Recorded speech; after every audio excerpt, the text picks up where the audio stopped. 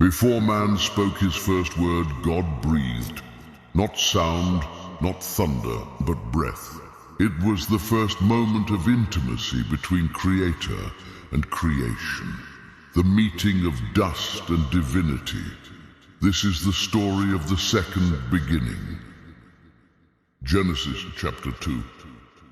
Thus the heavens and the earth were finished, and all the host of them. And on the seventh day God ended his work which he had made, and he rested on the seventh day from all his work which he had made.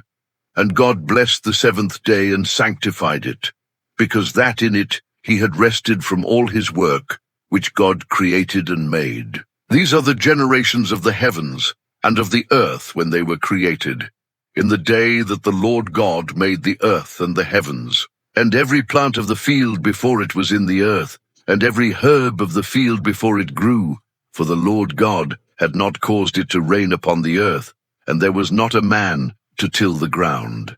But there went up a mist from the earth, and watered the whole face of the ground. And the Lord God formed man of the dust of the ground, and breathed into his nostrils the breath of life, and man became a living soul. That single breath still echoes through eternity, a whisper of divine origin within every human being.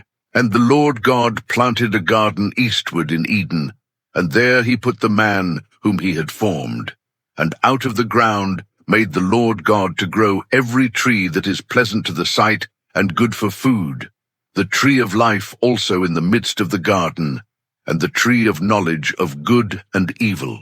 And a river went out of Eden to water the garden, and from there it was parted, and became into 4 heads. The name of the first is Pison, that compasses the whole land of Havilah, where there is gold, and the gold of that land is good.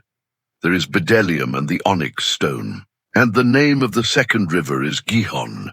The same is it that compasses the whole land of Ethiopia. And the name of the third river is Hiddekel. That is it which goeth toward the east of Assyria.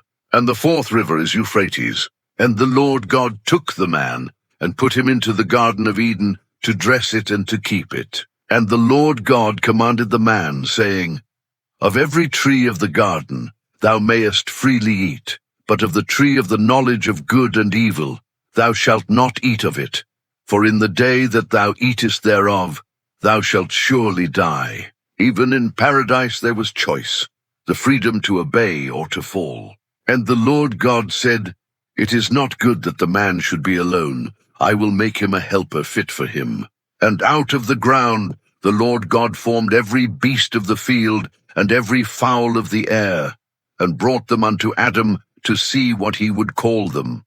And whatsoever Adam called every living creature, that was the name thereof. And Adam gave names to all cattle, and to the fowl of the air, and to every beast of the field. But for Adam there was not found a helper suitable for him. And the Lord God caused a deep sleep to fall upon Adam, and he slept. And he took one of his ribs, and closed up the flesh instead thereof.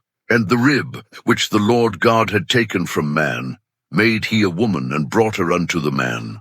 And Adam said, This is now bone of my bones, and flesh of my flesh. She shall be called woman, because she was taken out of man. Therefore shall a man leave his father and his mother, and shall cleave unto his wife, and they shall be one flesh. And they were both naked, the man and his wife, and were not ashamed. The garden was alive with light and shadow, yet in its perfection temptation waited just beyond the horizon.